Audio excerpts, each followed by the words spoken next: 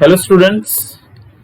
So today we are here to discuss the MCQs related to our module number 4, and our module number 4 children, as you all know, is based on inflation. Now inflation chapter is actually divided into two different parts, inflation 1 and inflation 2. Now talking about this topic of inflation, mostly like children we are aware inflation means like the continuous rise in the prices of goods and services. Now I have already uploaded two different chapters, that is inflation 1 and inflation 2, and in that I have discussed in detail children along with diagrams the causes, effects and the measures to correct inflation, right? So today children we will just move ahead by trying to solve out certain examples of MCQs which will actually give you more in-depth understanding of this particular chapter, which will be very useful for you even in the exams. So let's begin children. So let's begin with the first part that we have children, inflation 1, that is chapter number 16. The first question that we have here, that is dealing with the first part, which of the following is not a direct cause of demand pull inflation? इसमें से कौन सा बच्चे लोग demand pull inflation का direct cause नहीं है करके बोला है. So the first option that they are given there, that is deficit financing. Acha, then they are talking about deficit financing children, it causes what is called as demand pull inflation. Credit creation, matlab the loans that are given by the banks, that also causes demand pull inflation. Black money as well. So ये जो reason है ना चलो कौन सा, scarcity of raw materials. Children, this is one of the causes of what's known as cost push inflation. So that is why it's not a cause of demand pull inflation. So our answer would be point C. Second question children, investment is stimulated if dash. Achha, inflation occurs at less than full employment level. Dusra, inflation occurs at full employment level. Achha, if inflation occurs after full employment level, and inflation occurs due to supply side factors. Okay, now so children, if the inflation occurs at less than full employment level, then that is going to stimulate investment. And what would be the cause children that you can explain here? That ki there is already some amount of investment in the market children, and what happens is that ki like हमारे देश में inflation आ गया है लेकिन अभी भी full employment नहीं है, that means resources are not fully utilised.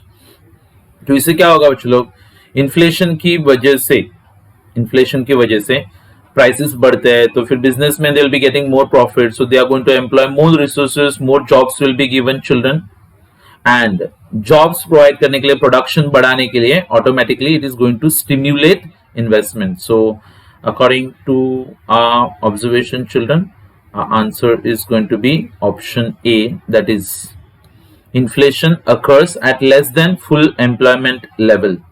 मतलब full employment नहीं है तो फिर प्रोडक्शन बढ़ाया जा सकता है. फुल एम्प्लॉयमेंट हो गया चलो तो फिर इन्फ्लेशन आता रहेगा तो भी इन्वेस्टमेंट नहीं बढ़ेगा, क्योंकि हम लोग ज्यादा एम्प्लॉयमेंट क्रिएट नहीं कर सकते. फुल एम्प्लॉयमेंट के आगे का तो सवाल ही नहीं आता बच्चों लोग, ठीक है. Supply side factors, it doesn't boost investment. Okay, next question children, that is the GNP deflator is measured as dash. The GNP deflator is measured as dash. अच्छा, उसमें हम लोग क्या करते हैं children, we get a formula that is nominal GNP divided by real GNP. मतलब क्या होता है बच्चों लोग कि लाइक नॉमिनल GNP लेते हैं हम लोग कि लाइक कितना अपना ग्रॉस नेशनल प्रोडक्ट है इन टर्म्स ऑफ मनी, और डिवाइड क्या करते हैं बच्चों हम लोग, the quantity of goods and services that are produced. तो आपको बच्चों उसमें से जो जीएनपी में इन्फ्लेशन का इफेक्ट आता है वो ऑटोमेटिकली हट जाएगा और आपको रियल जीएनपी मिलेगा. मतलब क्योंकि बच्चों लोग लास्ट ईयर हमने जितने गुड्स प्रोड्यूस किए थे, इस साल भी अगर हमने उतने ही गुड्स प्रोड्यूस किए, लेकिन अगर प्राइसेस बढ़ जाते तो आपको जीएनपी बढ़ के दिखता है ना.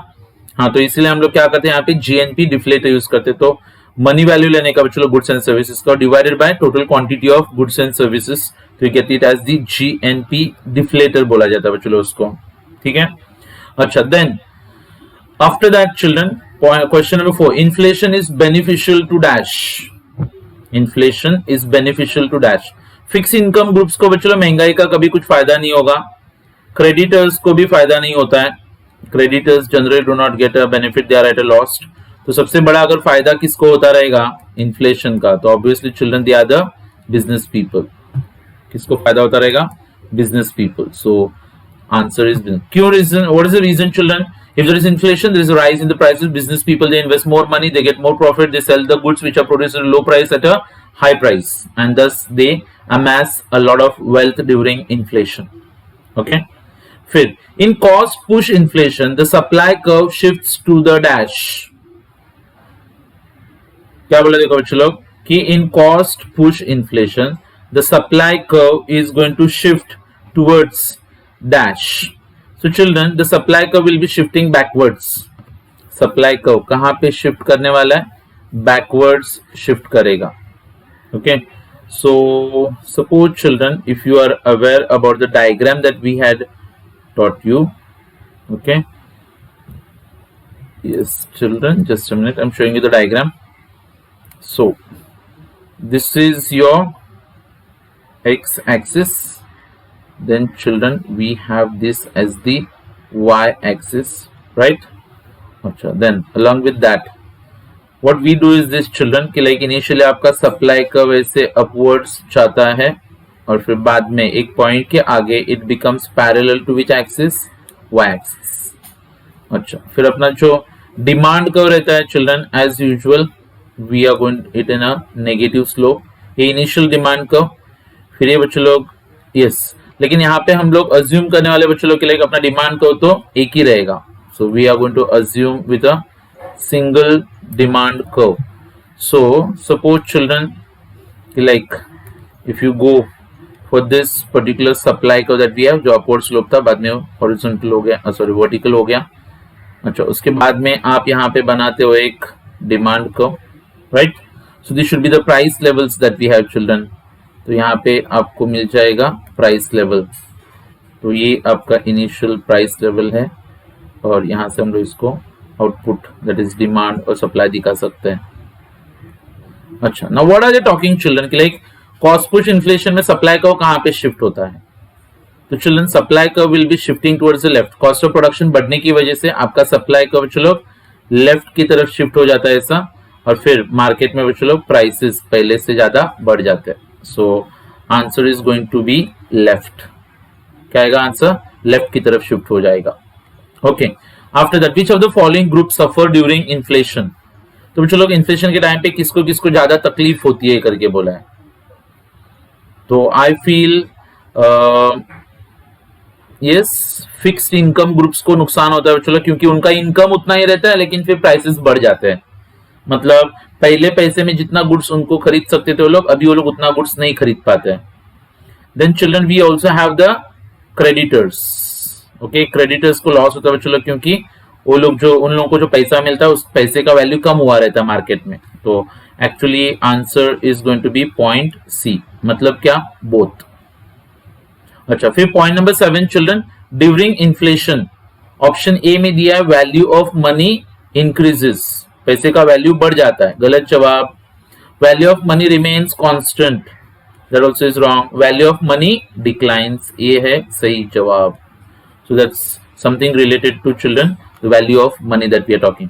ध्यान रखने का चलो, कभी इन्फ्लेशन के टाइम पे पैसे का वैल्यू कंटिन्यूअसली फॉल होता है, और मैंने आपको बताया था कि like whenever the price of any particular commodity rises, अगर किसी कमोडिटी का प्राइस चलो डबल हो गया तो समझ जाने का कि पैसे का वैल्यू आधा हुआ है, अगर किसी कमोडिटी का प्राइस आधा हुआ तो समझ जाने का कि पैसे का वैल्यू डबल हो चुका है, राइट?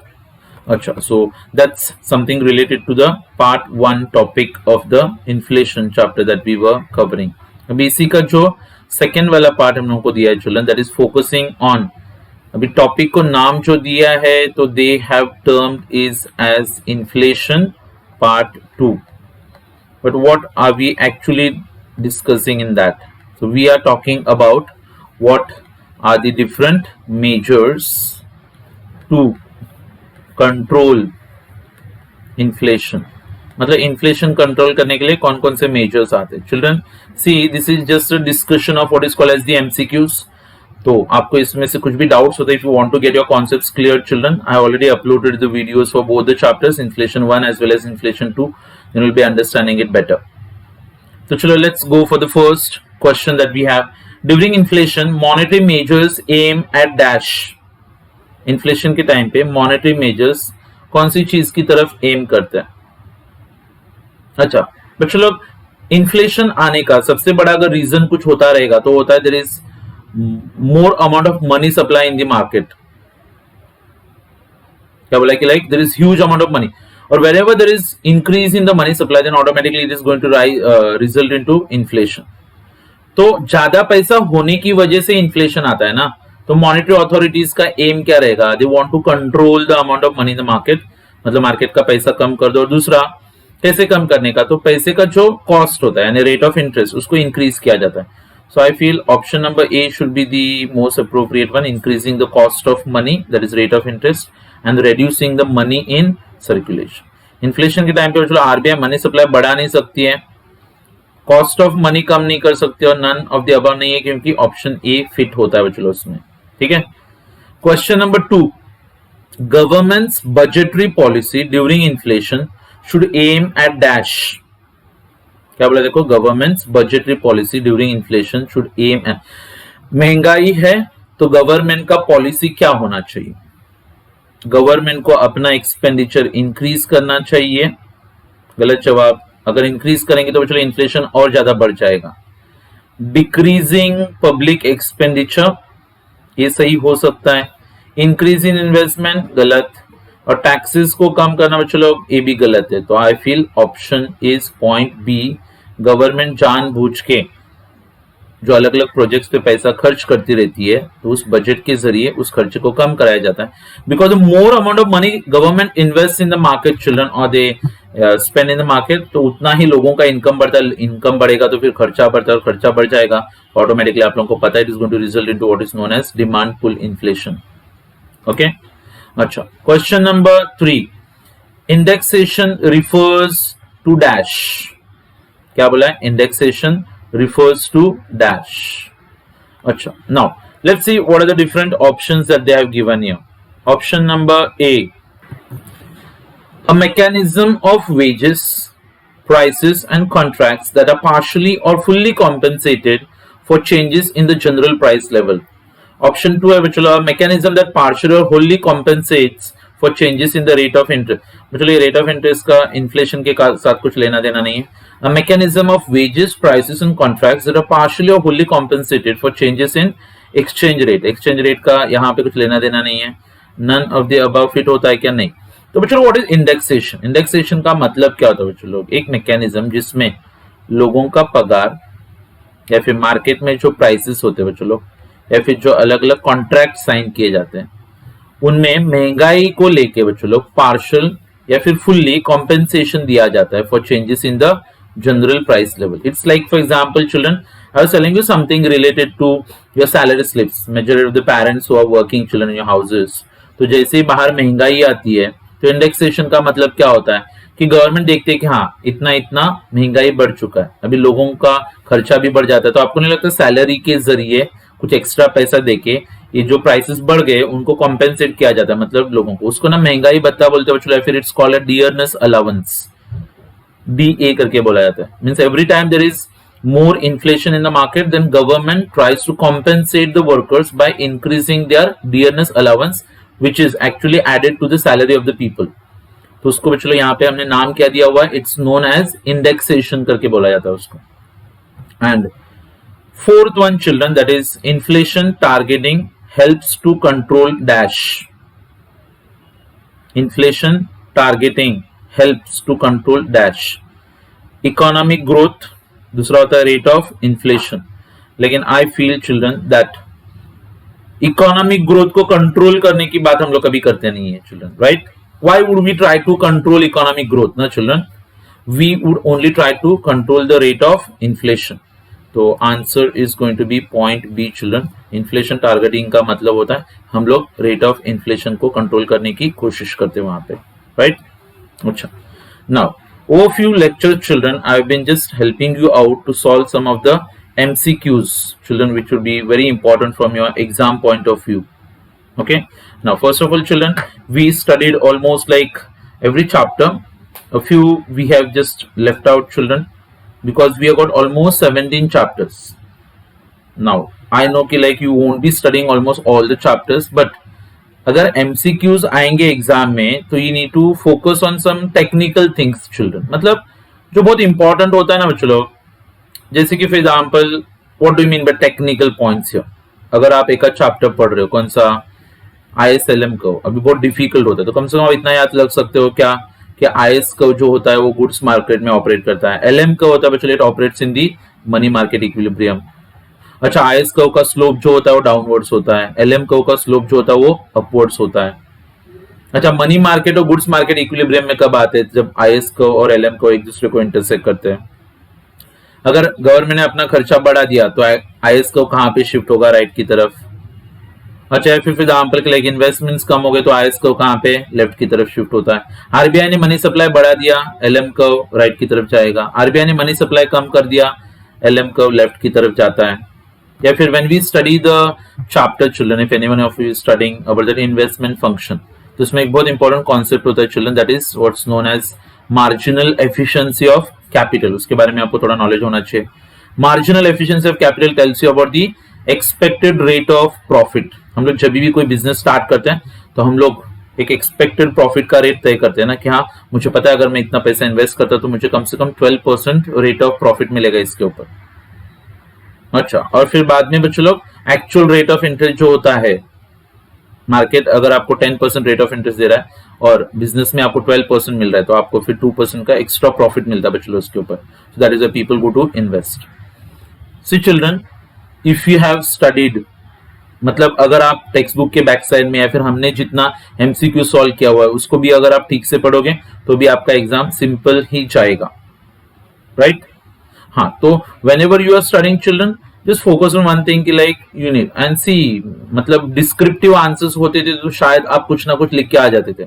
जब ऑब्जेक्टिव्स है तो या तो पूरा सही या फिर पूरा गलत, उसमें आधा मार्क थोड़ा तो मिल जाता था, ऐसा कुछ होगा नहीं. हाँ, so you need to study, children. तो थोड़ा सा फोकस करना है. जब भी हो सके वीडियोस वगैरह देखो, हमने अपलोड किया हुआ है, डायग्राम्स वगैरह बच्चों लोग. हाँ, तो I think that should be helping you out to solve your exams properly, and so that you'll be ready for 4th semester preparation, children. Okay, if you got any doubts, children, आपके YouTube के comment section में आप कुछ भी doubts वगैरह clarify कर सकते हो. आपको कुछ क्वेश्चंस होते हैं, you can get them solved out. ठीक है, and I will try to help you as much as possible, children, so that you will be able to clear out with your SEM 3 examinations. Okay, so that's all, children, with the MCQ discussion. Thank you very much, and those who are preparing for the exams, all the best. Okay, and try to attempt your paper nicely with a lot of concentration. So good luck and bye everyone.